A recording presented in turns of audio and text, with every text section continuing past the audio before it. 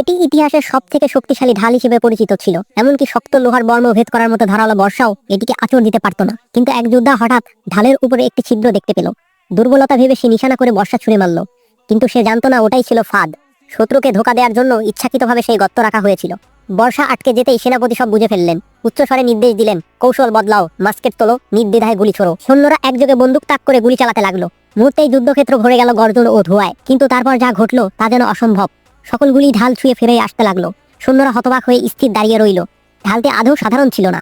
এর বাইরের অংশ তৈরি ছিল নমনীয় ধাতব রিং দিয়ে, আর ভিতরের অংশটি ছিল পরু তামার পাত দিয়ে তৈরি।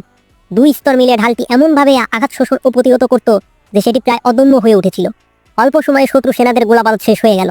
তারা যখন হাবুডুবু খেতে খেতে অস্ত্র পুনরায় ভরার চেষ্টা করছিল, ঠিক তখনই ঢালদারীরা নতুন করে সারিবদ্ধ হলো।